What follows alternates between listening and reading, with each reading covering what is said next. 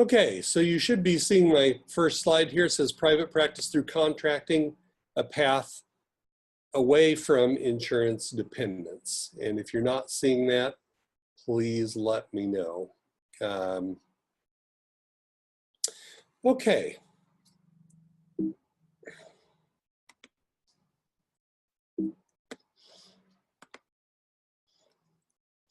All right, first we're going to do just a bit of an overview of the webinar here very quickly, kind of walk through some of the things. A couple of them we've already touched on. We talked about the question and answer at the end, the recording and the privacy issues, or I should say something about the privacy issue, and that is because this will be recorded and sent out, certainly don't share anything about yourself or your situation that you do not want shared with others. The materials and slides that I'll be sharing today, many of you have already received them, but if you have not and you want those, you're welcome to them as well. I also need to mention there are a few people who, when they signed up or pre-registered actually for this webinar on Gumroad, had entered a dollar amount in the sort of gift giving or whatever portion of Gumroad. And I just want you to know, according to Gumroad, if I don't take any more action, that will not process. And this was intended to be a free webinar, so you should not get charged. If in any way, shape, or form you think you have, please let me know. But my understanding of that is that no action will take as long as I don't do anything extra on my end of this. Also, I typically give a prize for the best question during the webinar. Typically it's something like a Starbucks gift card, something like that. The last month, a person in Los Angeles actually won that for the best question. So keep that in mind. I'll ask you at the end what was the most helpful or best question someone asked, and try and encourage that.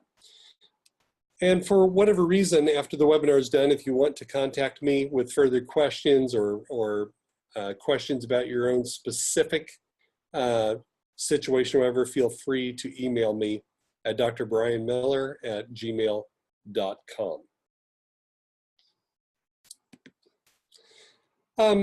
When I start thinking about using contracts as a part of private practice, and you'll see in the video that I started out here, I'm sitting in my office right now at the private practice where I work. It was very unintentional on my part to get into contracting with organizations and businesses. As you can see on the slide here, which should be showing, I walked through just a few steps that happened that got me into contracting. First of all, I was working at a psychiatric children's hospital, and a private practitioner tried to get me to join her private practice, and offered me a really good situation to leave the hospital and join the private practice. And when I did, the hospital offered to contract with me for weekend groups.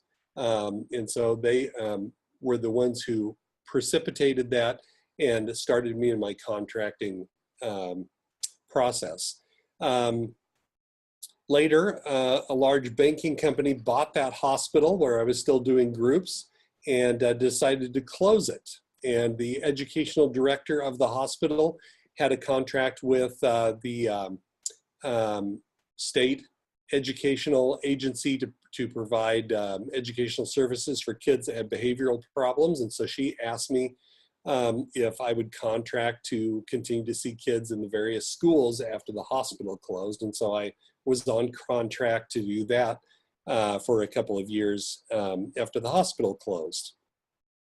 And slowly over time, as I continued to practice, I kept finding new avenues and new ways that professionals and private practices used contracts. I joined a private practice while I was working on my doctorate that had a contract with an organization, and that organization put away $20,000 annually that private practice could draw on in order to see students and other people who did not have health care or could not afford to pay for health care or mental health services.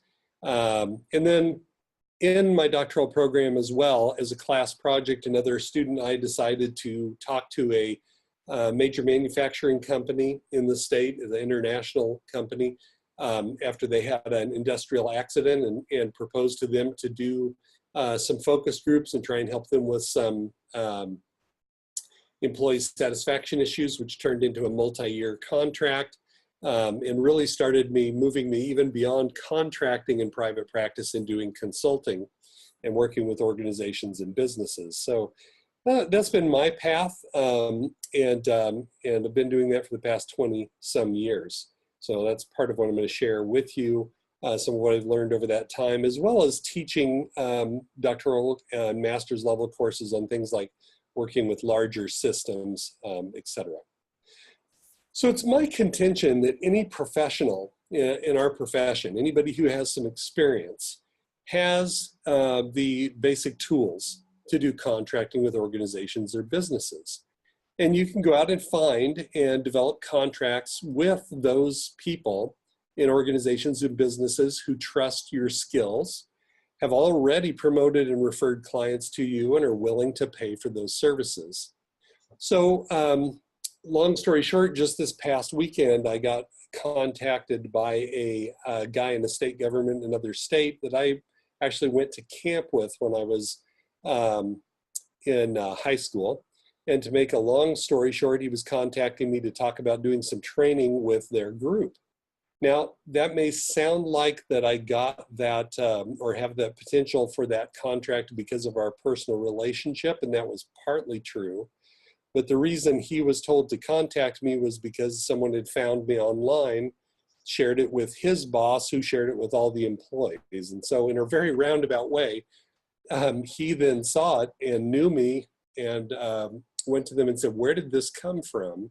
And that started a conversation about training, which has led to a proposal that I'm writing this weekend, hopefully do some training in the state of Missouri in the next few months.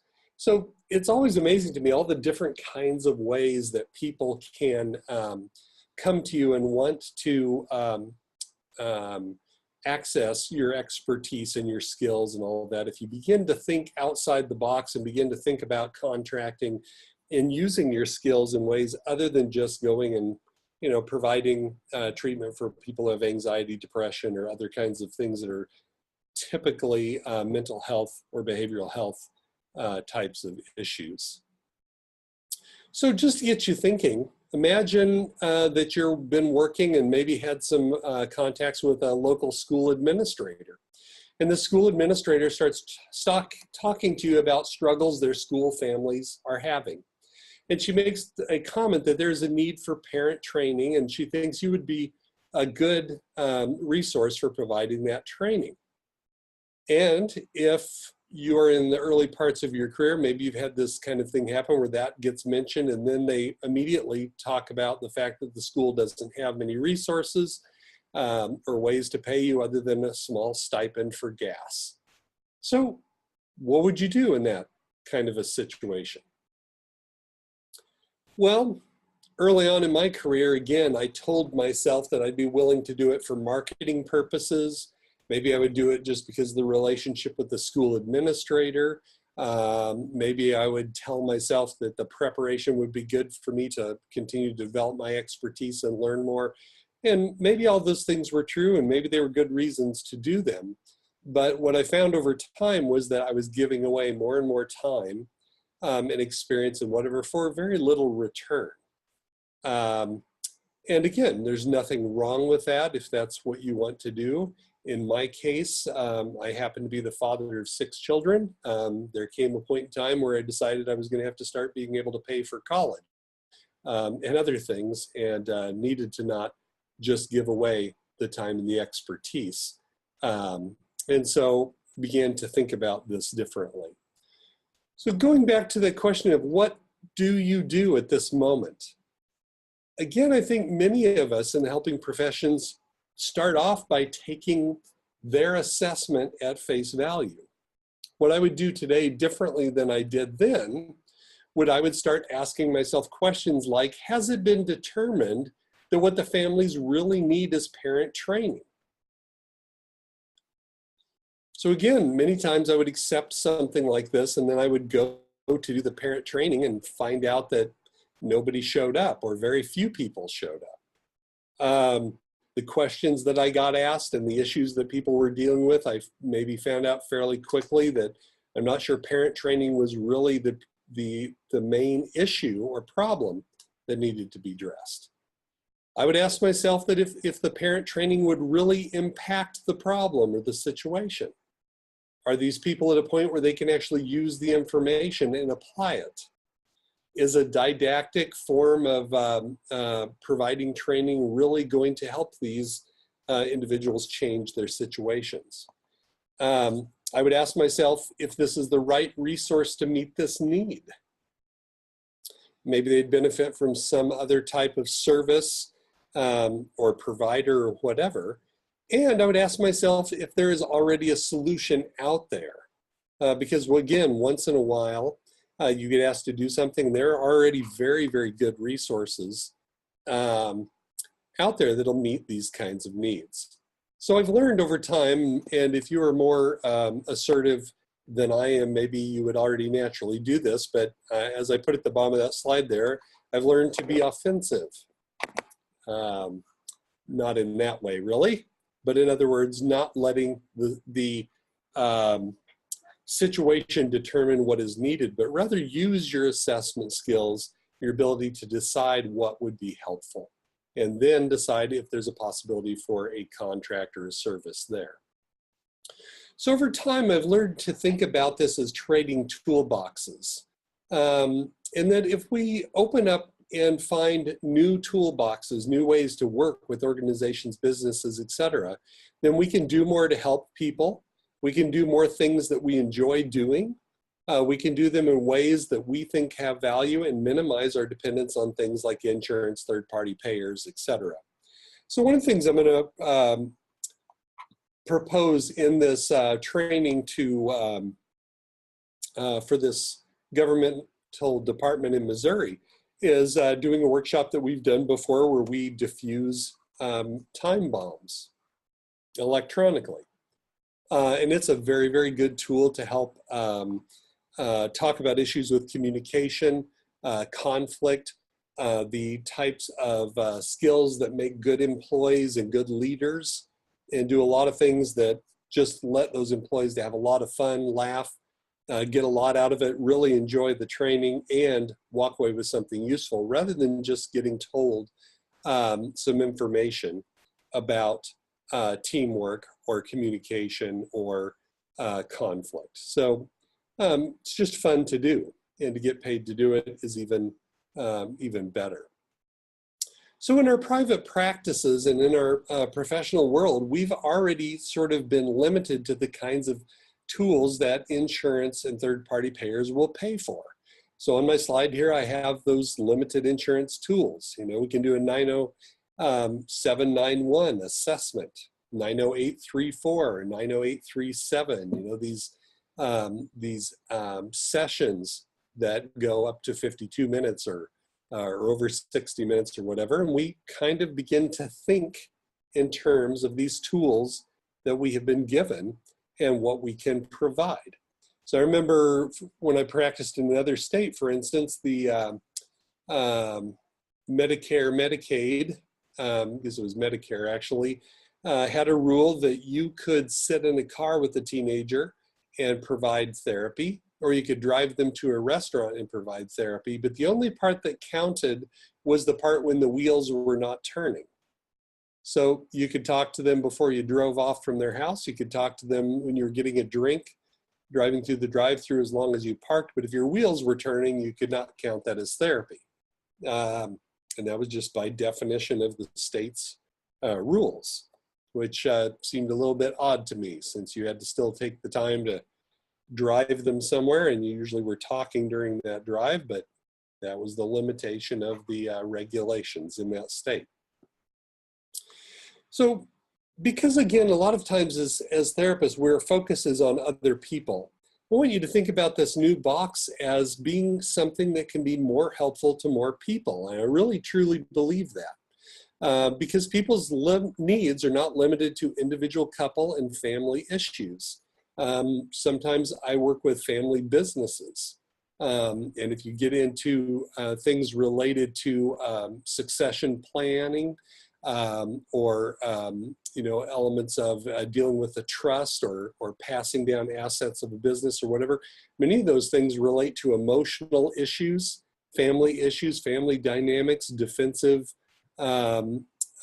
strategies within those individual families, in the members in the family history, and other kinds of things.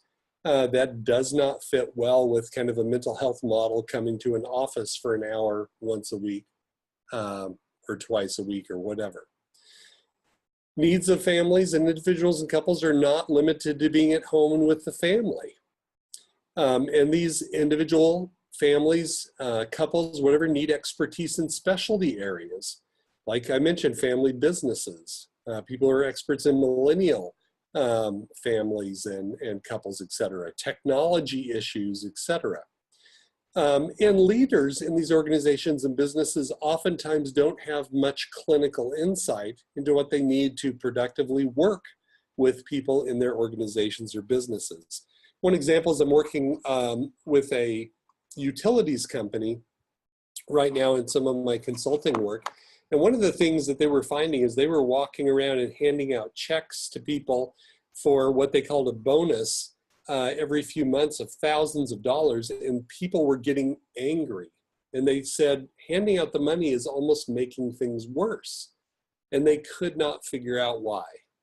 So as we came in and started listening and interviewing the leadership and talking about some of the issues and then interviewing some of the employees, one of the things I asked was, well, do you guys have quarterly meetings and tell them how the business is doing?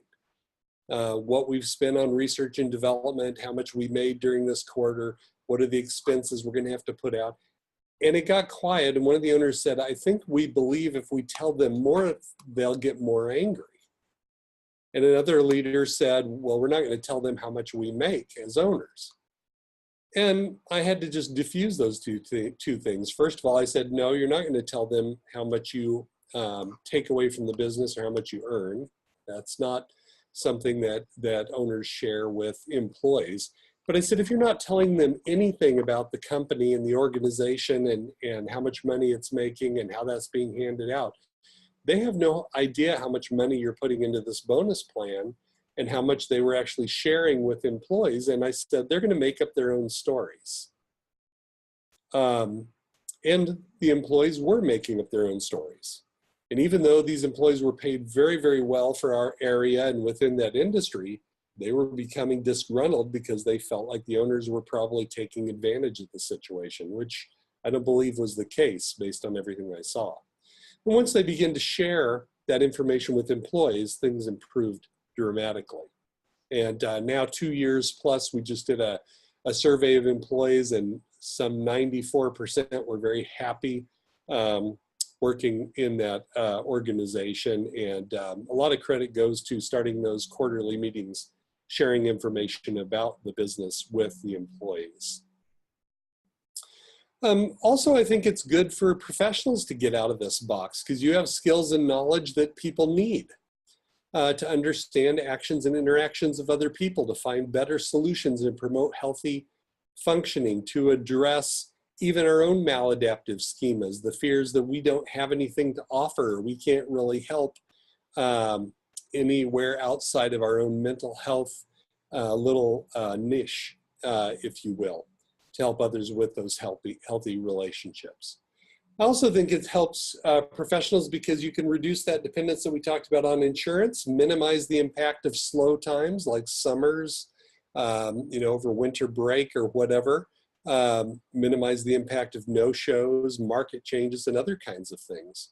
It can help you find new markets and sources of revenue to be refreshed in your efforts to work and overcome, again, some of those fears and concerns that you may have yourself.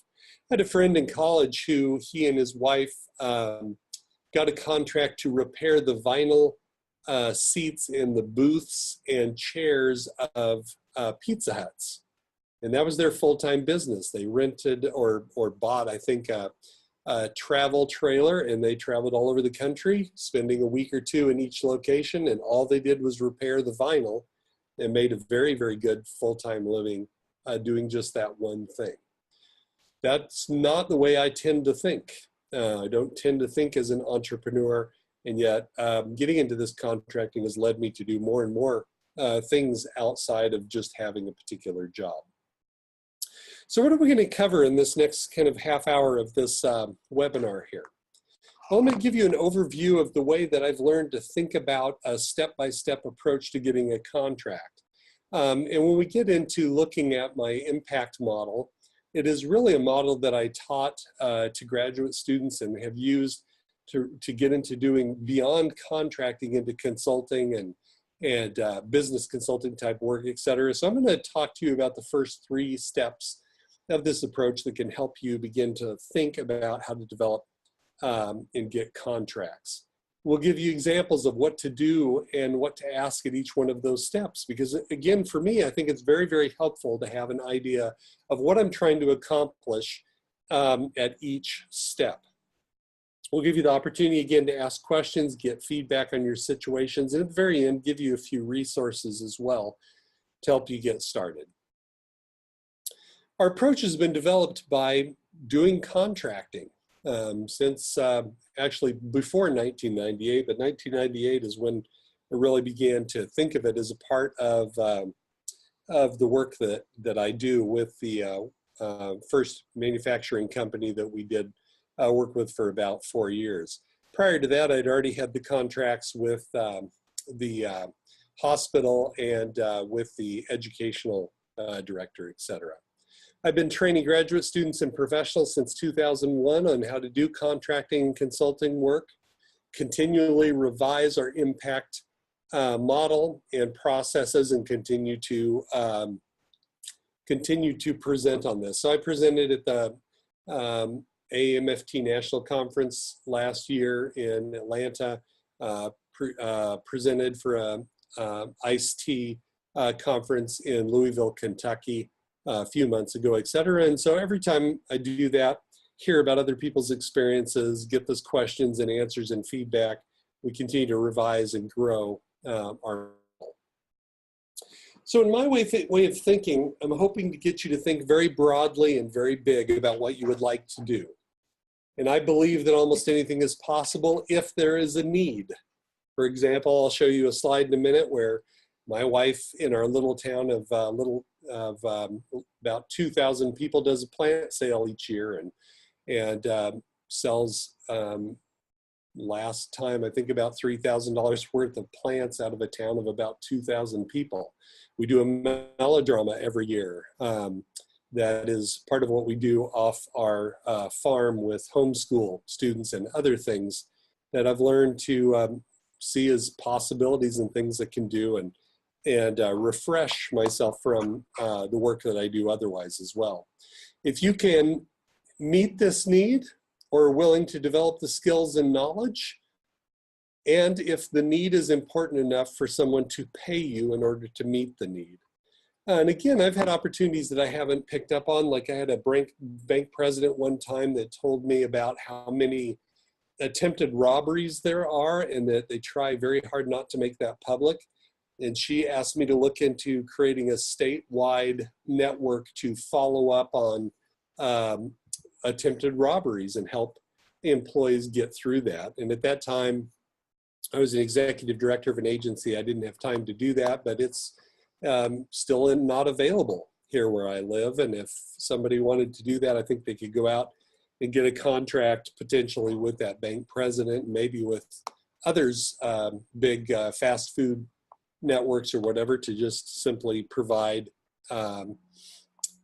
training and critical incident stress debriefing, whatever, to those employees.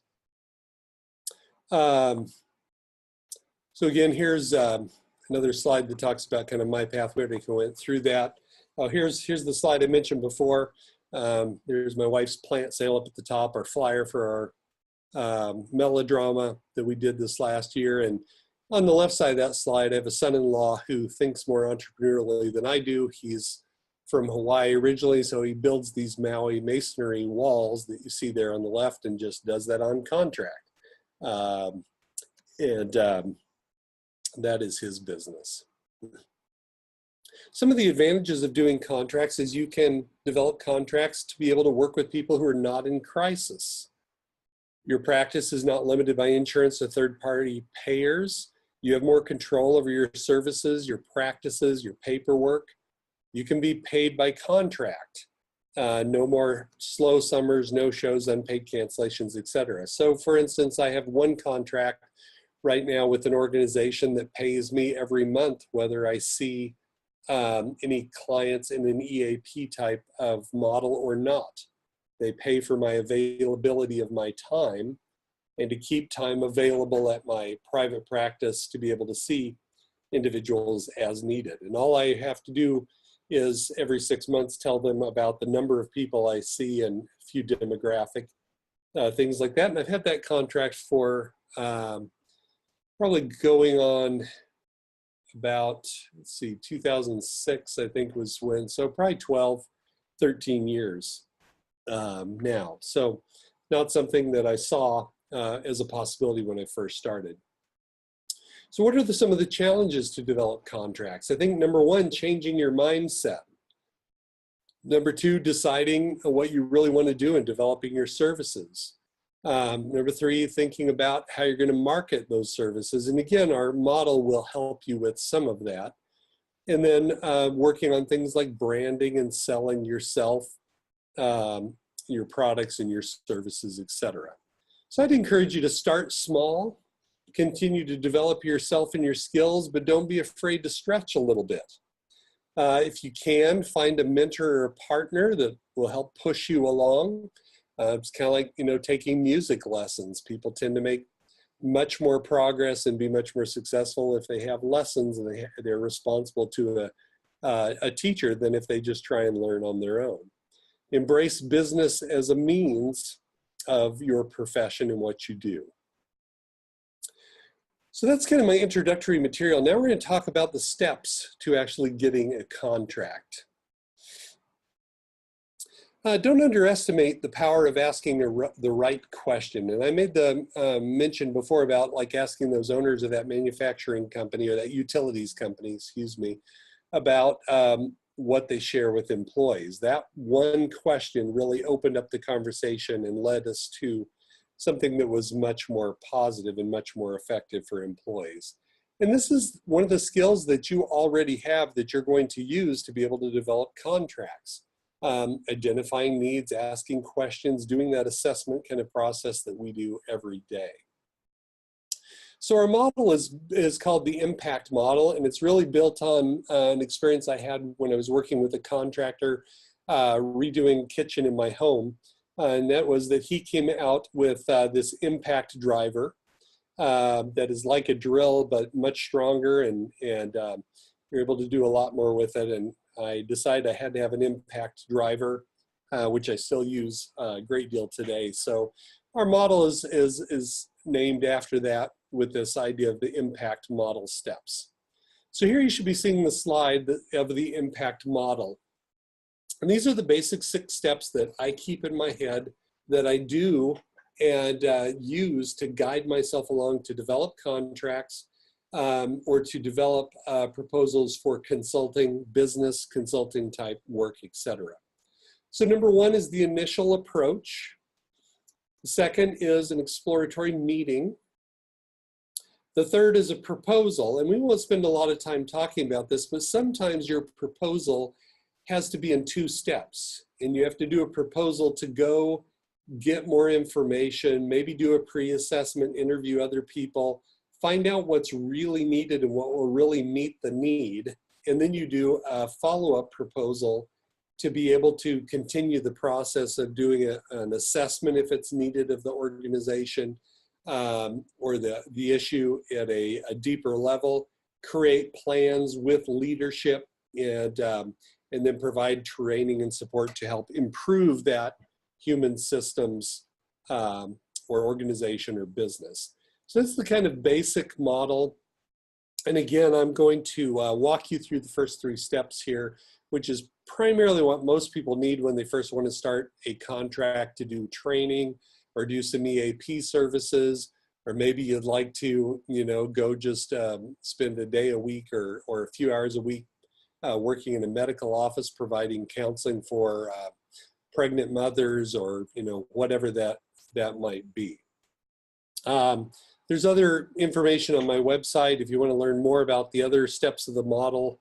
I've got a slide on there about my quick reference guide, but have books and other published things or whatever if you are interested more in business consulting, working with organizations and businesses at a deeper level.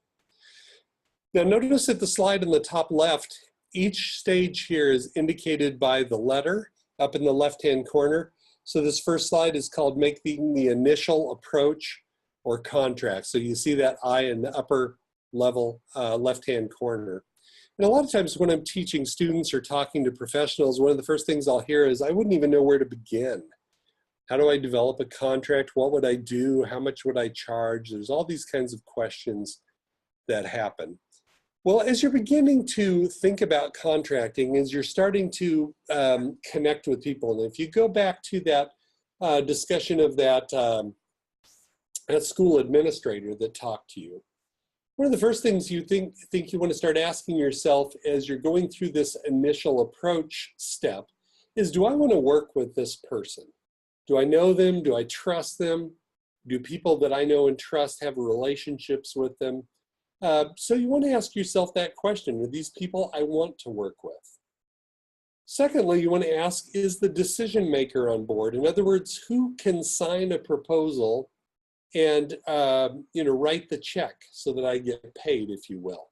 If you're not talking to the decision maker, or you're not able to get to that decision maker, then you're probably going to spend a lot of time spinning your wheels and not getting contracts. And one of the things you do not want to do is write a bunch of proposals, spend lots of time and effort on something that's not going to help support your family, pay your bills, etc. And third, is there more that I need to know? So as I'm beginning to talk to somebody initially and trying to find out what needs they have, these are the three things that are going through my head. Is this somebody I want to work with? Is the decision maker on board? And is there more that I need to know in order to write a good proposal and make sure that we have an agreement, which we'll talk about in a little bit. A lot of times I think for therapists, making that initial approach can be overwhelming. Many think of this as kind of a marketing or a sales ploy. I think you have to kind of get out of that mindset. I think the focus that you need to have is just what you do as a therapist. What help does this person need? What help does this organization need? And oftentimes I'll have conversations with that, and it will only result in me sending them some articles, telling them about some books, doing something to try and be helpful to them, but not turning it into a contract. But if it's a good fit, and you can be helpful, then you can move forward and propose and talk about getting a contract. If they make the initial contact, like in the case with my friend from many years ago who called me from Missouri, this of course is the best case scenario because they're already sold on the fact that they want help from you.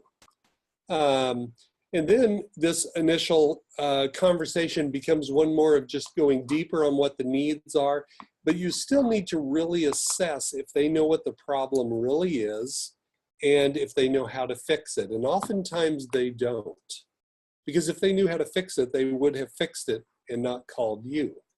So for example, in the case of the utilities company that I mentioned, when they started talking to me, they wanted me to help them fix their bonus program. And right away, I knew that the bonus program was not the problem. But they were convinced that if they just gave people money in the right way, things would get better. I don't know about you, but if someone's coming and handing me a check worth thousands and thousands of dollars, I really don't care how they give it to me. It's nice to get the check. So I'm not going to be that picky about that. So what I began to talk to them about was we could explore, because of my research background as a student, we could explore what makes good bonus programs. And I told them right up front, I'm not an expert in this. We do have experts in this state, such as Gallup and others in some of these things. I said, you could contact them. I think they knew they would pay Gallup a lot more than they would pay me, and they knew me and trusted me. So they said, no, we'd like you to just do that research. So I did the research and came back to them and said, yeah, the bonus program is not the problem. And then we were able to move forward and interview employees and do other things to find out what the real issues were and how to help them improve. So if they make the initial contact, then you're, more than half the way there to getting a contract.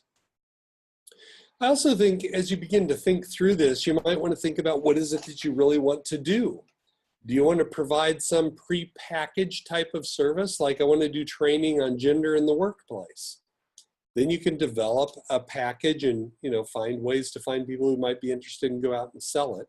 On the other hand, what I have done more of is develop concierge type services, services that are led by the organization, the leader, the business, and really focuses on trying to figure out what that organization, that business, or others need me to do. So I know that there are different levels of comfort with kind of being led by the needs versus having a product that is well defined and honed and complete, and you can provide that. So you can think about going down either of those kinds of paths. So in this first initial approach stage, I mentioned before the 3 questions I have in mind. I also want you to know what the goal of this stage is. The initial goal of this, the goal of this initial approach, excuse me, or contact, is to answer the question, do we need to move to step 2? In other words, do we need an exploratory meeting? So as I'm asking those questions that I mentioned earlier, do I want to work with them? Is the decision maker on board? Is there more I need to know to decide? I'm going to be deciding, do I need to move to an exploratory meeting? That's the only goal I have for this first step. If I don't want to work with them, I don't move on. If the decision maker is not on board, I either don't move on or I make sure that the decision maker can be at exploratory meeting before I move on. If I'm getting the sense that they really don't know what the problem is, then I might need to do a pre-assessment or get a contract to come in and learn more before I decide to write a big proposal and try and help them resolve their issues. So I will find out if I need to know more and sit down with an exploratory meeting to get a contract to find out more before I move forward and try and help them answer bigger questions, solve bigger problems. So if those questions, I'll go back there for a moment. I think I will. So if these questions are yeses, I do want to work with them, the decision maker is on board, and I need to know more, then I'm going to propose that exploratory meeting. Now, exploratory meetings are focused on trying to arrive at a conceptual agreement. That means I want to have the right people in the room to where if we get to the end of this discussion, we all can say, yes, we all understand the problem the same way. We understand there's a real need to address this problem, and we want you to write a proposal to help us meet these needs. That's what I'm focused on in this exploratory meeting. So if you can get to that point, then you can decide again whether you need to take another intermediate step, maybe interview some more people. So if you were going to do like an EAP program, but you find this organization has a lot of complexities or different situations you're not used to, you might suggest that you need to do some more follow-up, some more research, some more learning. We went out to pitch, for instance, EAP services to airline industry, and as we talked and met with them, we found out that they had all these regulations where the FAA, if someone was found or had a DUI or whatever, would send them for drug and alcohol treatment. And they weren't very happy with the drug and alcohol treatment they got from EAP providers in town.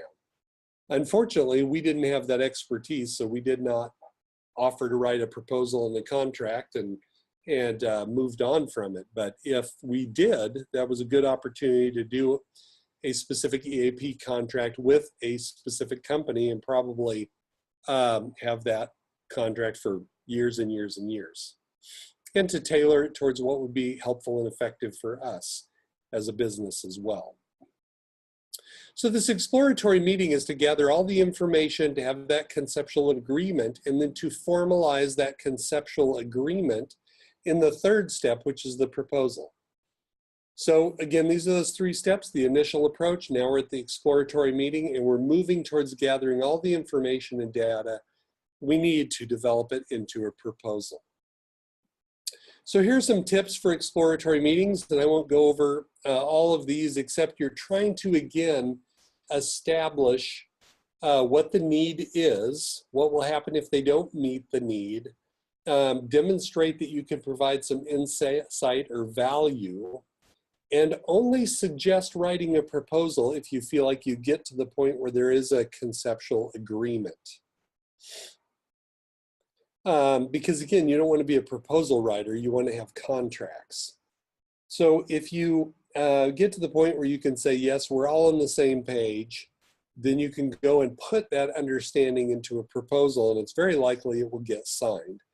In fact, I can still say to this day, and now these are people all coming to me primarily, but I've only had one proposal that did not eventually get signed since 1998.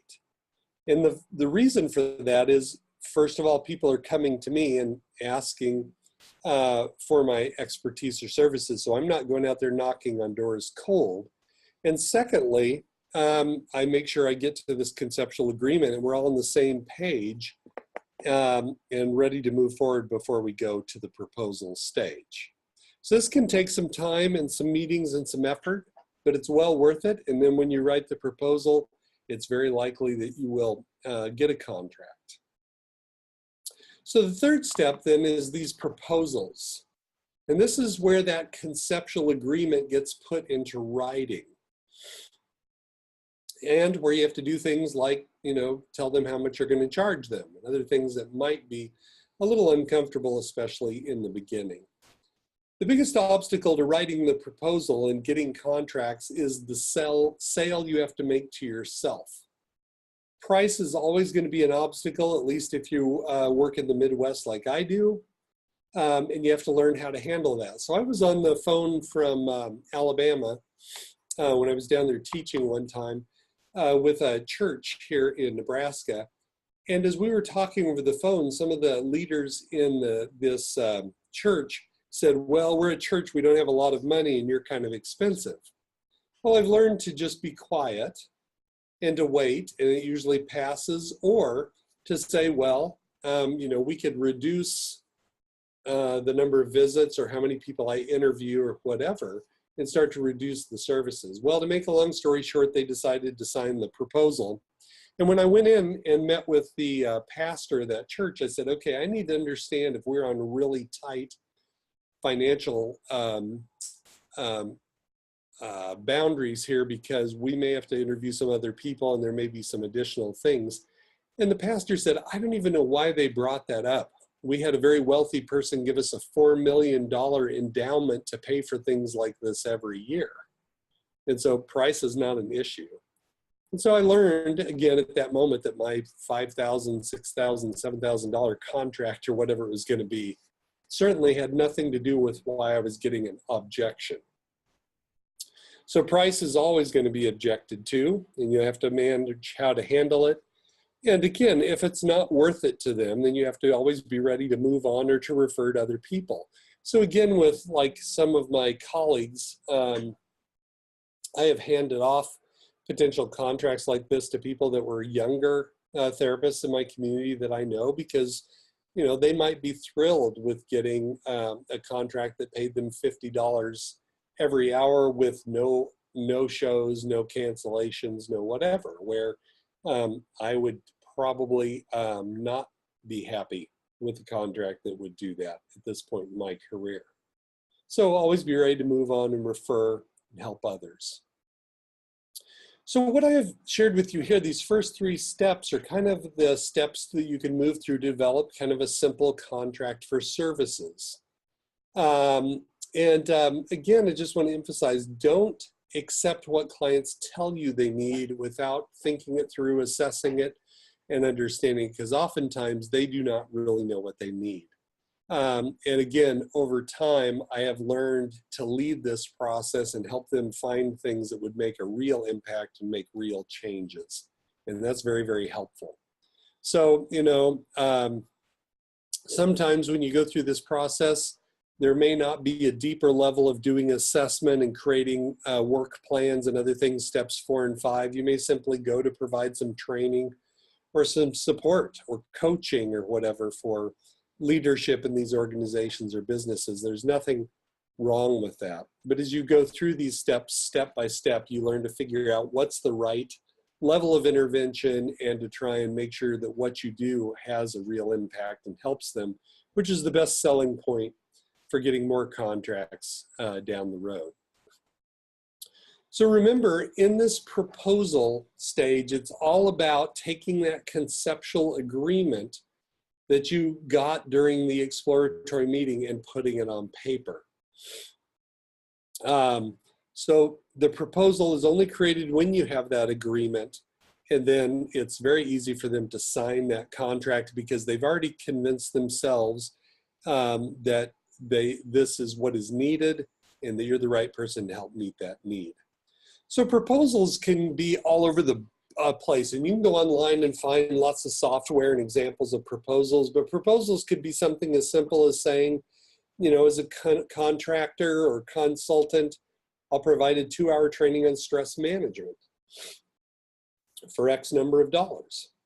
It could be slightly more complex. It could be providing an ongoing service, like the consultant will provide EAP services focused on substance abuse guidelines to the company. I'm thinking about that aviation company we talked to. Or it could be more of a business consulting contract. Consultant will use ethnographic interviews. They do an organizational review, identify potential engagement issues, and create action plans with senior management for addressing those risks. So, and I would say over time, again, my contracts have moved from those very simple ones, where my first one was I'll get paid $25 an hour to come and do groups, at the hospital for up to 15 hours every weekend, to more complex contracts and proposals over the years, depending on the things that I was doing as a professional. And again, you can get a lot of examples of what is involved in proposals out there in my book, Beyond the Couch, where I tell the story of working with the initial manufacturing company, how we learned to do focus groups and follow up on surveys and create action plans to help the leadership address those issues. This was kind of the basic steps of putting in a proposal. And I won't go into these in a very deep way. This is also in private practice through contracting, which you can get free online at my website if you want to sign up there as well, or buy, either one. But I generally talk about the purpose, why the proposal is being presented. And one of the reasons it's important to talk about that and do maybe a letter that introduces the proposal is because people will pass these proposals around. And if the people they pass them around to don't know why you're there and why you're writing this proposal, they haven't been in on that exploratory meeting and gotten to a conceptual agreement, then they may kind of dismiss it or think it's not needed. You talk about the history and the problem or the needs the organization is having. You lay out the scope, services, and tasks, or what you're going to provide, the costs involved. It's helpful a lot of times to put in some sort of a timeline or flow diagram. In other words, when would this start? How long would it go on? When would it be finished? And then be able to give them reassurances, why it's okay to commit, because they can cancel if they want to, because you're going to reassess it in 6 months or a year and see if it is helpful or whatever. And I think, again, for most professionals, the sticking points are things that are most difficult to start writing these proposals is trying to figure out what services you want to provide and to develop a fee structure. And there are good ways to do both of these things, but it takes time and effort and a business planning kind of process to help yourself think it through if you want to make it a major part of your private practice or your professional services. A lot of therapists are fearful about the money thing. I think they're caught between wanting to help and the need to get paid for years of financial sacrifices, going to school, working, for private or insurance companies, third-party payers that did not necessarily pay enough to really pay for all the costs of being business, etc. And so when you start worrying or thinking about, addressing this money thing, would like you to note that many people that are in business will adamantly say this to you. People will pay for what they value.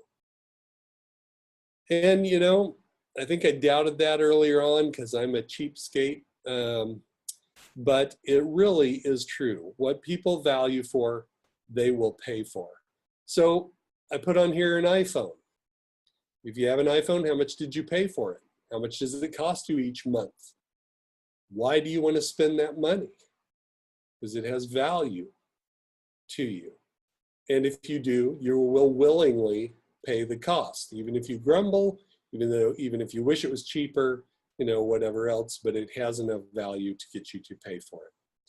Now, there's lots of different types of contracts, and I won't spend a lot of time on this, but just note, in general, there's kind of 3 different types of contracts you can do. You can do a project or a product type of contract.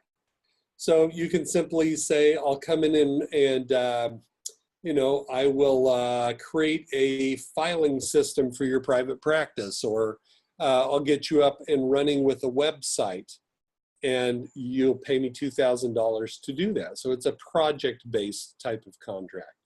There can be ones that pays you for your time or availability. I mentioned my EAP contract that really pays me for my availability. I set aside certain hours and certain times, and people can come and use that time for EAP services. Leadership can use it, other ways of using that within that organization, but I get paid whether it's used or it's not. And you can provide outcome or results-based contracts. Now, I've never done this, but there are plenty of people out there in the business world who come and say, I can increase your sales by 15%. And so they get paid to produce a particular outcome or result. I think that would probably be less done in our field than in other fields. Okay, before we turn to question and answers here, just going to give you some general resources. The general ones here, Getting Started in Consulting by Alan Weiss. Alan Weiss is an entrepreneur who does consulting all over the world. He's very prolific in his writing, writes lots of good material if you're into coaching or business consulting, or you just want to get more in an entrepreneurial mindset as you go into contracting. Alan Weiss writes really good material. Howard Shinson is deceased, wrote a book along with another partner, I believe, called The Complete Guide to Consulting Success. In my book, Beyond the Couch, and other places where I talk about setting up your fee structure, it's really based on Shinson's model of developing an understanding of your overhead, your labor costs, or what you need to make as a professional, and then a rate for profit as well. Now, I'll pause there a minute to say, if you don't know what profit is, be careful when you're doing your contracting. I used to ask my doctoral students what profit is, and a lot of times I would get an answer like, profit is an extra amount that you add to the bill in order to make more money. And I was like, no, that's called gouging your customer, or unethical practice, or rip off or whatever. So if you do not have a ready definition of profit, you need to understand profit. Profit is the cost of the risk that you're taking. So if Apple is going to develop a new phone, they will spend millions of dollars to develop that phone. If no one wants to buy it, they have taken a huge risk and they may go out of business because they spent all of that money. Now, true, not likely to happen to Apple, but there is a big risk. So as a professional, you're taking risks. I used to ask students, so if I go into my private practice and nobody comes to see me this year, how much am I going to have to pay out of my pocket to sit in my office? And they had no clue. You know, I'd say, well, it costs me somewhere between $24,000 to $36,000 of overhead that I have to pay out of my pocket if I have no clients. There's a big risk to being in business. So profit is insurance. Profit is a little bit of money that you put away in a little bit month by month. So when you have a problem, somebody in your family gets sick, other kinds of things, you don't go out of business. So you need to understand profit.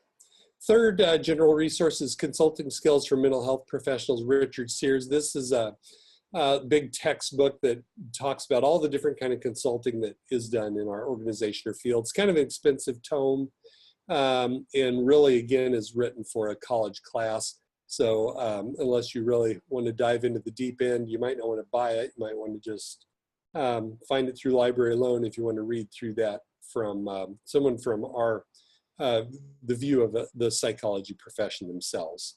And then finally, we have resources as well, and I'll just throw those out there quickly just so you'll know about them.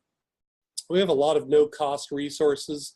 You know, our blog and the posts that I write there, we have free books that are what they call kind of landing pages, where if you sign up for our email website, you can get those free books. We have papers.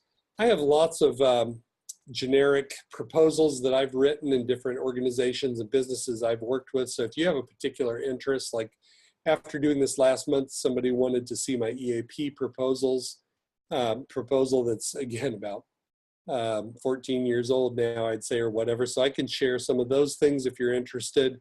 You can get again on kind of our email list and get our blog posts and announcements of other things that we're putting out. I've got my book that I published back in 2001 called Beyond the Couch, which is about consulting. And then I also do coaching stuff. And I'll show you one thing related to this coaching, and then we'll be into the question and answer period here. So I'm going to get out of this webinar here. And I'll show you, I have to reshare my page here. Okay, screen sharing should have stopped. And I'll bring up something to show you again here. Okay. So one of the things that I do, and this could be the kind of thing too that you develop and market yourself some day down the road. As I developed my business doing contracting and consulting, this is one of the things I put together to begin to help students and other professionals that I worked with. If you're not familiar with the tool called Trello, I would certainly encourage you to get familiar with it. What you're seeing is my Trello board that I work with therapists to help them develop contracting and consultants. So if you can see my cursor here, this is one board. If I go up to my boards here, you'll see I have lots of other boards. But this is one board that has lists. Each one of these columns here is a list. And on each column, there are different cards. And so if I click on a card, like one over here to the left where it says market segment, and I click on that, then I have all these different resources and questions that I walk through with therapists on, like, you know, what kind of organizations or businesses do you want to work with? Public entities, nonprofits, for-profits, membership organizations, etc. So I have a lot of these tasks and things that I go through with therapists and help them develop their business and think through. Here's their business structure, fee structure. See what I've got on there. I've got a couple of fee calculators that I put together there. Business structure just kind of helps the person think through what their business structure is going to be. So anyway, if you're interested in questions about developing your own business, doing coaching, contracting, etc., there is a good chance I already have tools built, questions, other kinds of things that I can give you information on. Or again, if you really want to have somebody help you along that process, I do that with about 3 professionals each year. So that's a possibility as well for people who are interested. So anyway, that's the end of that kind of sales pitch kind of thing, or tell you what we have going on at Human Systems Consulting. Okay, so that's really the end of kind of the fast walk through kind of the didactic portion of kind of beginning to think about contracting. So let me throw this open. Does anybody have any questions or thoughts or things that they want to share with the group here? And I'll type that in while I'm waiting as well. So you can either type that in the chat if you'd like, or hit your microphone and ask it yourself. Again, as I've done this with students and professionals, I think the biggest challenges are what I would call self-confidence, believing that you have the value to do this kind of work and provide contracts and services to others, and finally, kind of that pricing and charging enough for the value of what you can provide are kind of the 2 biggest sticking points for most professionals in my experience.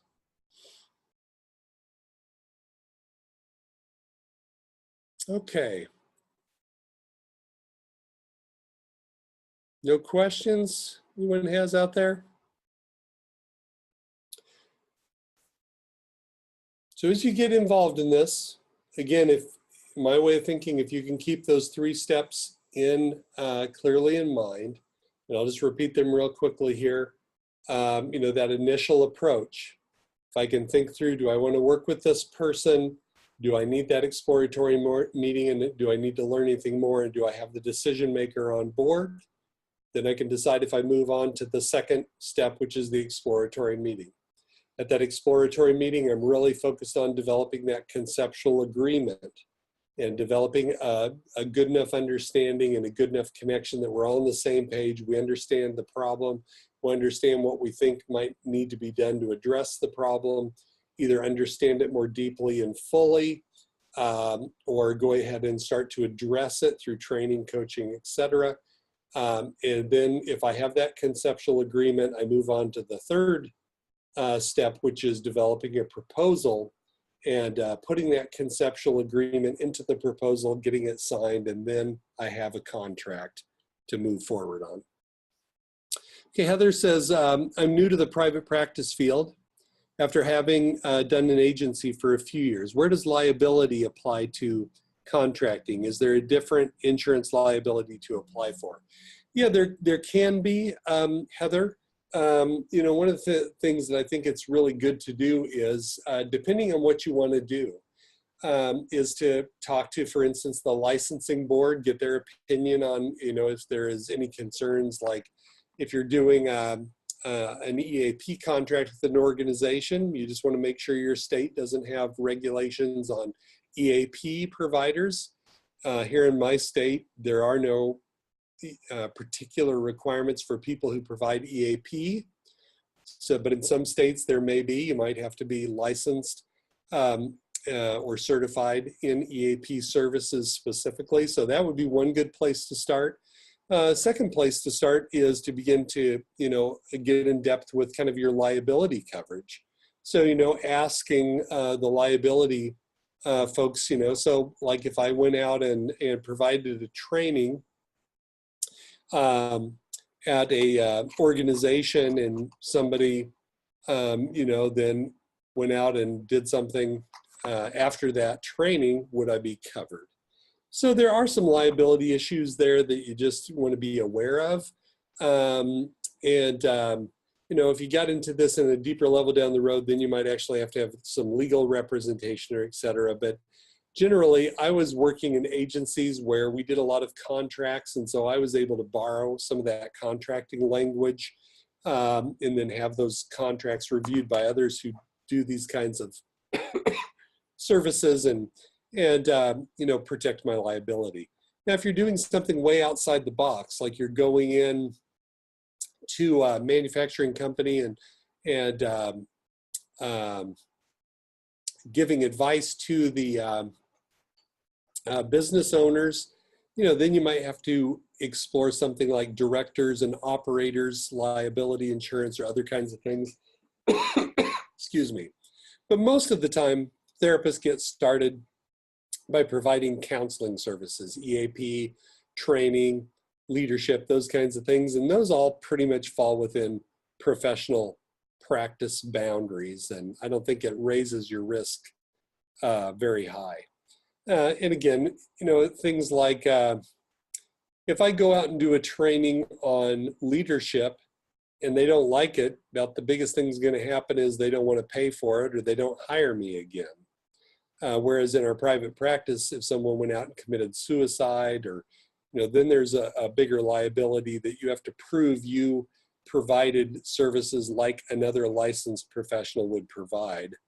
So I certainly don't want to downplay any liability and that you want to consider those things, but personally, I'm not doing anything that I think raises liability risks at any big way. They're not building bridges that thousands of people are driving over or other kinds of things. So ask the question, talk to people, get your answers if you have concerns, but I would also say don't be paralyzed by it. There's always liability, general liability, and other kinds of things that you can pay for, usually out of that first contract to cover yourself.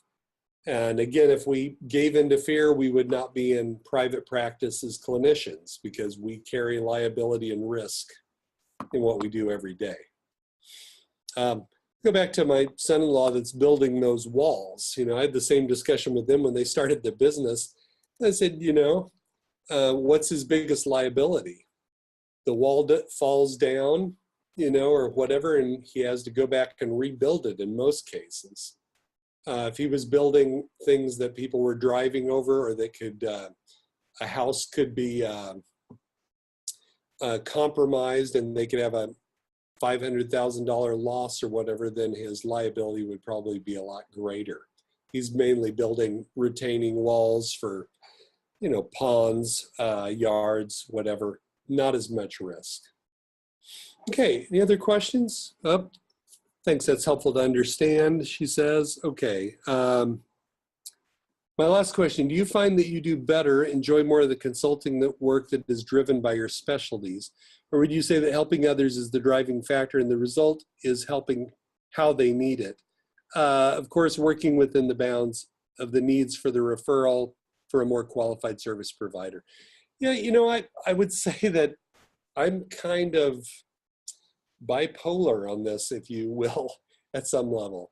I really enjoy going in and helping figure out what people really need and problem solving and finding and meeting those needs. And when that happens and goes really well, like in this utilities company, it's very satisfying. And it scratches that itch for me to be creative and keep learning and growing. But I would also say there's some anxiety related to it. And there's times when I think, yeah, maybe it'd be nicer to have a prepackaged product that I sell and just do again and again. So I actually am working on that right now with this team work communication package or whatever, using this bomb diffusal software or whatever, because I've done that a couple of times. It was just a lot of fun, and people who left were just really thrilled with it. And so we're trying to turn that into a product that we can just offer again and again and again and refine it to a very high degree and just sell it over and over and over to different groups of people who want team building. So I'm doing a little bit of both. And maybe if I could ever make up my mind, which I really like, I would settle down and just do one thing, but I'm not sure that's my personality and probably not going to happen. So I think that's part of kind of knowing yourself and, you know, making sure that whatever you do actually feeds you at the end of the day emotionally and mentally, and that you'll want to get up and do again the next day. So hopefully that helps. When I've talked with students and other professionals and I'm helping them sort through and figuring out what they want to do, this is some of what we talk about is, you know, who are they? What really fuels them? What would they like to do? And, you know, some people love developing a package thing and delivering it over and over and over again. I think if that's all I did, I would get bored and I would begin to hate it. But some people love that. And so I think it's about knowing kind of who you are.